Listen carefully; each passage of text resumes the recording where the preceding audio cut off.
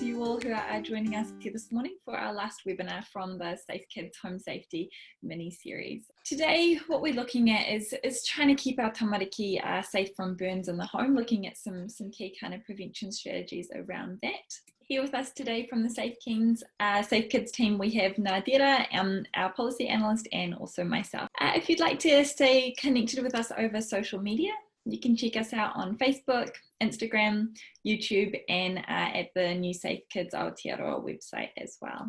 Now, as has been the trend throughout all of our home safety webinars, tamariki under 5 years old are in focus today as they are at the highest risk for a burn serious enough to require hospitalisation. Today, we're going to be looking at some burn danger zones in the home, some priorities for action, and hopefully overall add te o kete of tamariki home safety knowledge with our key safety messages. Just as we go through some injury data specific to Aotearoa today, I'd just like to emphasise that when we're talking about injuries, we're using the definition of an injury that results in at least 24 hours in hospital or an injury resulting in a fatality. Burns are really serious injuries and we want to do everything we can to prevent them from harming our tamariki. Now, looking at all unintentional injuries in Aotearoa, data illustrates that these injuries result in 140 hospitalisations per week and 1 death per week. We know that these hospitalisations and deaths can be reduced if we're more aware of the risks and prevention strategies around keeping our tamariki safe. Often people can still refer to unintentional injuries as accidents.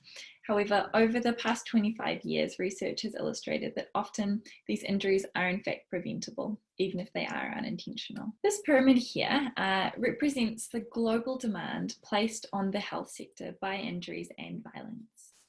Many international studies suggest that community incidents, which is represented in the yellow, purple and grey below the blue line, is much higher than hospital admissions. This makes sense on one hand, as many injuries might not be serious enough to require medical attention, but there is also the concern, or additionally there is the concern, that many people may not be accessing healthcare because of other barriers such as perhaps a lack of transport, not having enough money to pay ambulance or medical bills, or the concern that they will be discriminated against by health professionals. Safe Kids Aotearoa focuses on serious injuries as shown in the top 2 sections of the pyramid here. So the pink represents injuries resulting in hospitalisations, and the teal colour at the top there represents injuries resulting in fatalities.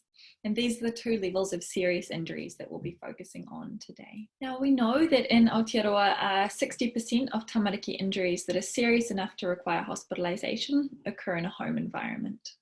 Our home environment definition here today includes the house, garden and driveway. Knowing where these injuries are more likely to occur means that we can be extra vigilant with risk prevention strategies for areas of high risk such as the home. Unintentional preventable injuries are the 3rd leading cause of death in New Zealand, with medical issues being the #1 cause and sudden unexplained death in infancy, or SUDI being the 2nd highest cause of tamariki death. Now research suggests that there is a socioeconomic gradient to unintentional tamariki injuries, meaning that with more poverty and financial hardship comes more risk.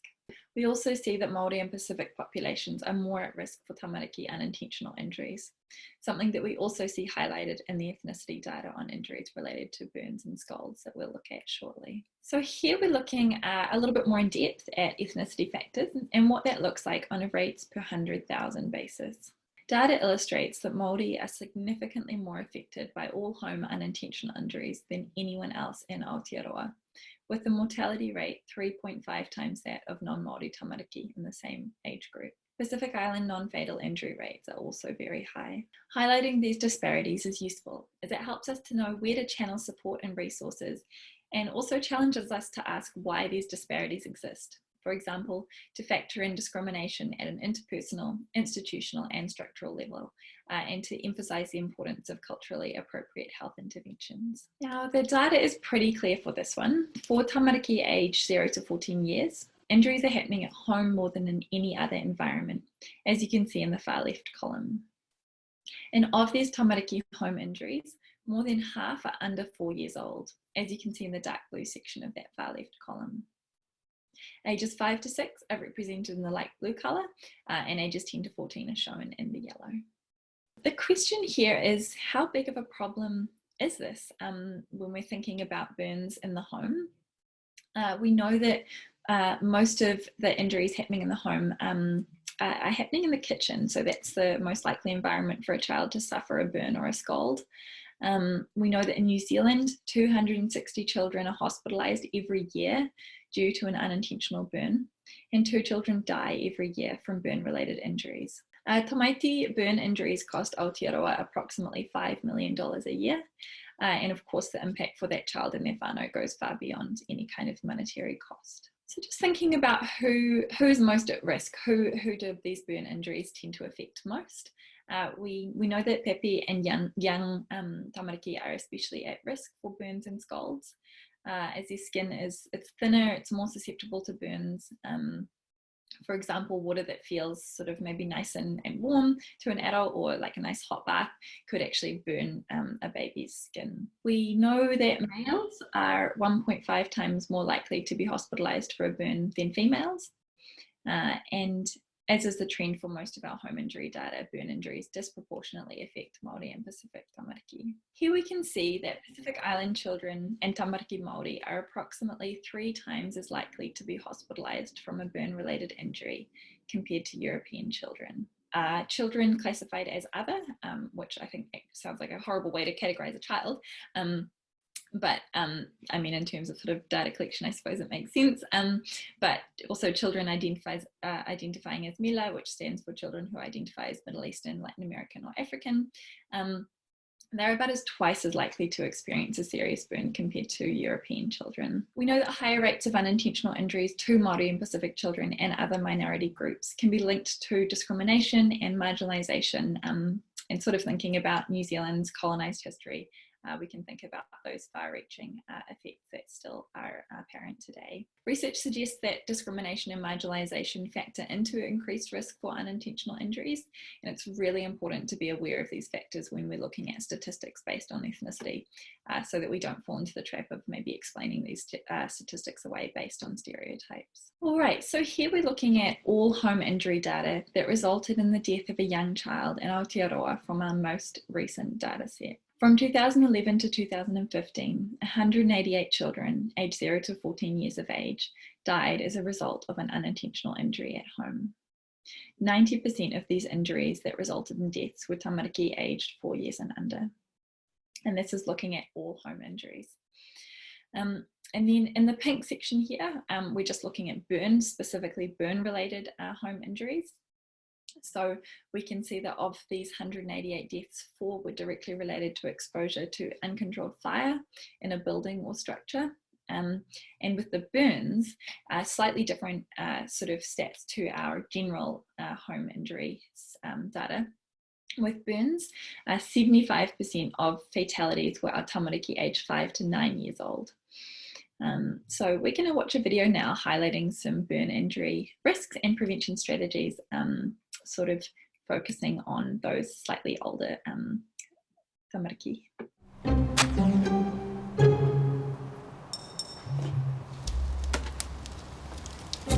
As the young mature, they become knowing and mischievous, determined to show their capability and independence. They shrug off their parents' guidance to run with the pack. The parent still knows better. Cool. So I guess just to really highlight some of the possible developmental reasons that those slightly older children, the 5 to 9 year olds, have those much higher burn risks or for burn related deaths. We know that children aged 5 to 9 years old are going through a lot of changes, as are all children. But, you know, during this developmental stage, children are sort of really developing their sense of self. They're learning about rules and kind of why rules might be needed. So we can really have those conversations with kids at these ages. And they might also be sort of questioning, you know, the values that these rules are based on.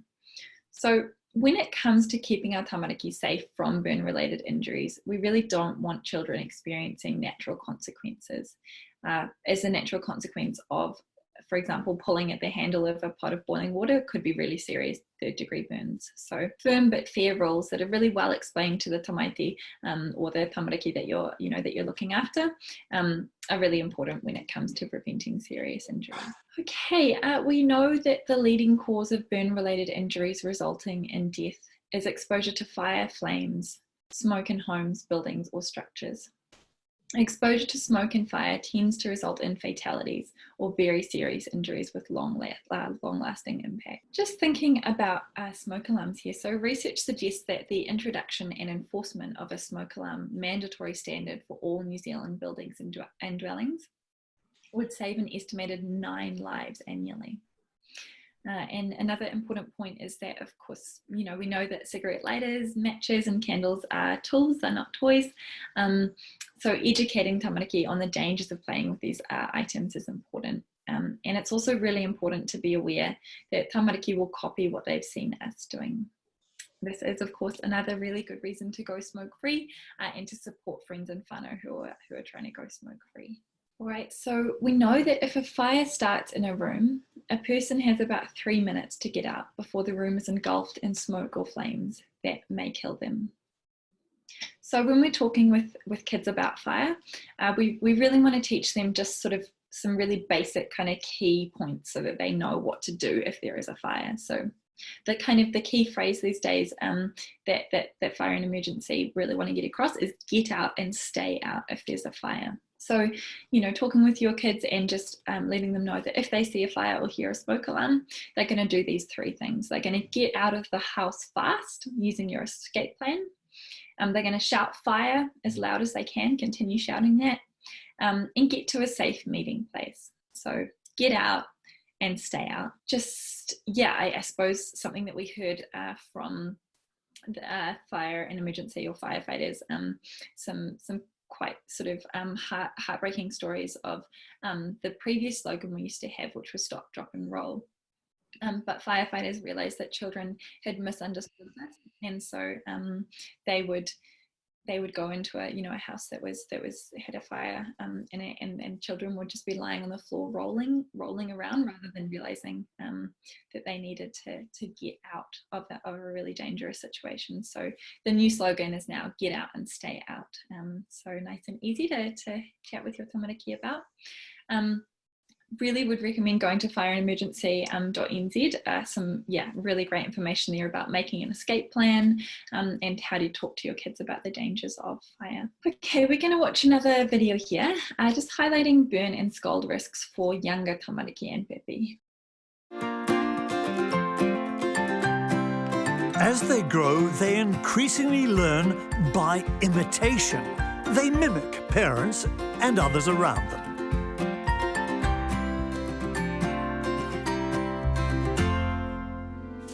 But while they think they're grown up, they're still unaware of risk. It's the parents' job to keep the game safe. Cool. So what that video really highlights is that with our younger ones, it's really our job as caretakers or caregivers to make sure that we're spotting any sort of dangers and keeping the place safe for our little ones, because they might see something as a really fun toy and not realize the risks around that. So this table here reflects the hospitalizations injury data relating to burns in the home for children aged 0 to 14 years. And we can see here that even though, as we previously talked about, tamariki aged 5 to 9 years are the ages most at risk for burn-related deaths, here when we're looking at hospitalizations, it's the 1-year-olds who are most at risk for a serious burn that requires hospitalization. And that's because burn-related fatalities tend to be linked to fire and smoke, whereas burn-related hospitalizations tend to be linked to scalds or hot objects. So we'll look at that in a bit more depth shortly. So with these 1-year-olds who are most at risk for a burn-related hospitalization, we know that kind of from a developmental perspective, 1-year-olds are developing really fast with their decision-making skills and physical ability increasing rapidly. However, they're still not really old enough to understand consequences and potential dangers as the older ones are. We can have conversations with the older ones, but with the 1-year-olds, it's pretty much not possible, which makes active supervision so important for toddlers. Yeah, I guess that's sort of why it's really up to us as caretakers and guardians to do what we can to keep them out of harm's way. Right, so here we're looking at leading causes of hospitalizations related to hot objects or substance type burns for tamariki. Now, the leading cause of these types of burns is, so the leading cause here, you can see it says contact with hot drinks, food, fats, and cooking oils, which really highlights the importance of keeping tamariki out of the wharekai when adults are cooking, making sure that they're away from like the stove or the oven. And then we can see that, the next one there as the highest risk is contact with other hot fluids, for example, like a hot water bottle or water from a jug or a stove.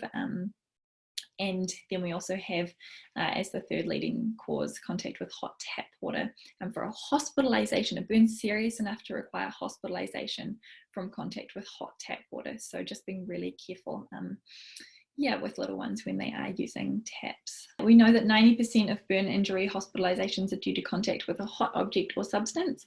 For example, we've got some great little images here just highlighting, like a hot cup of tea can be really dangerous for a little one. A hot cup of noodles or pasta or something, that can burn a little one's skin. We've got hair straighteners here and an iron. So just, being really aware of how these could be really dangerous to have around our little ones. And I guess just thinking about that hot cup of tea, like it can be really tempting to eat and drink while holding tamariki, especially with the little ones where, we need to be holding them a lot of the time. But, we know that those are the most common reasons for burns and scalds. The hot drink and hot food, so just being really mindful of that. Another thing to be mindful of is electrical outlets, as kids can like put keys or forks or whatever into a wall socket, and so a great idea to combat this is to place safety covers on all your electrical outlets, including your multi-plug. So that's something that I actually had never thought of before. And I guess just to share like a personal story about that, when my dad was a kid, he stuck a hairpin into a wall socket and was actually thrown across the entire room from the electric shock. And luckily he wasn't seriously harmed, but really highlighting the need to make sure that those sockets are kept safe. Now we know that the majority of burn injuries happen in the kitchen. So some helpful tips to keep to keep kitchens safer is to keep pot handles turned toward the back of the stove so they're less likely to be knocked off the element. Keeping hot drinks, food and jugs away from the edges of benches or in tables so that children can't reach them. And showing your children how to use the microwave safely because it's obviously not a toy. Now, 14% of tamariki hospitalizations were caused by fire and flame, and most of these were tamariki aged 10 to 14 years old.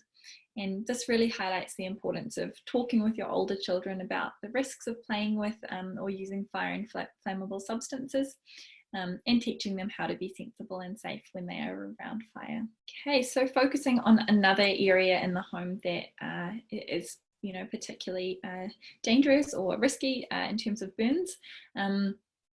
So I guess thinking about especially those, those modern taps that kind of swing easily from hot to cold, really easy for a kid not to sort of realize where it's at and just pop that on and suddenly it's burning hot water that's coming out. So, having a chat with your kids and just letting them know, remember it's that way that you're going to turn the tap when you wash your hands.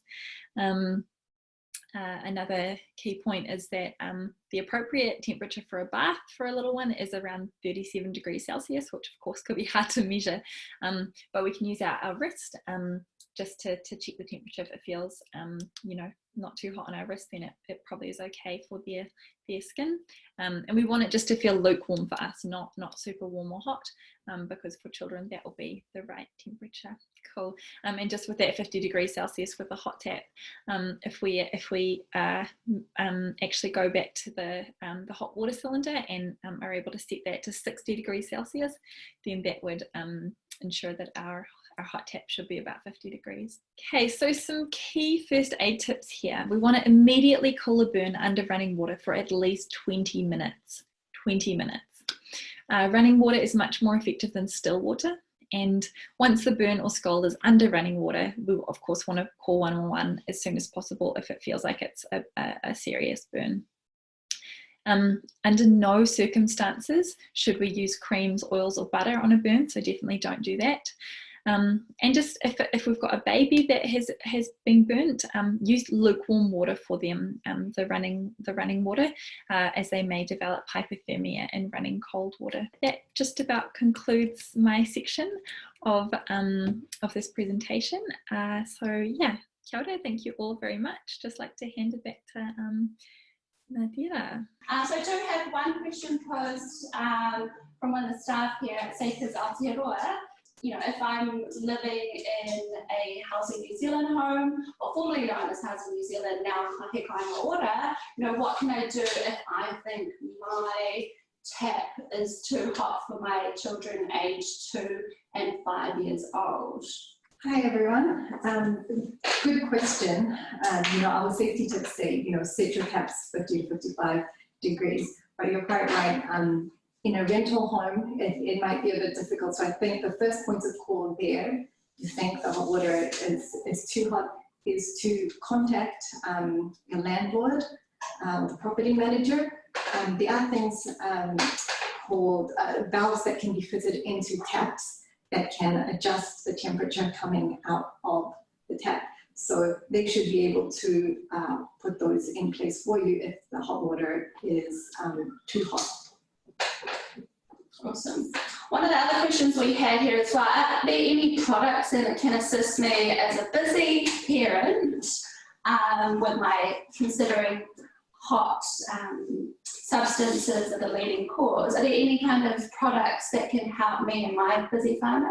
I think more than a product, I would think about hot drinks, burning children, and I would say to make sure that hot drinks are really out of reach of children. There have been things that have been designed like anti-spill mugs that could help. But in a general circumstance, to make sure that mugs of hot drinks or hot food are toward the center of a table, far away from the reach of children. That's all the questions we have time for today, Barbara. So I'll just hand it back to you, Shyla, for any final thoughts on that one. Yeah, just to really reiterate that 20 minutes is so important. If any kind of burn is experienced, under running water for that whole 20 minutes. Much more important. You know, I guess for me, I feel like 20 minutes is such a long time. It's like, is it worth it? But yes, it's so worth it because it can actually stop the burn from, you know, getting deeper or bigger and causing that sort of long-term potential injury. Nadira, did you have any final thoughts? Just to say that we do have some resources on our website. We have a child burn fact sheet which is being updated with more current information and just some other things highlighted about burns generally in New Zealand on our website. Well, thank you both for sharing your knowledge and your expertise around this area. It's really helpful for us to engage with our whānau, our providers, our community members out there doing the hard yards. So, tēnei te kia kōrua.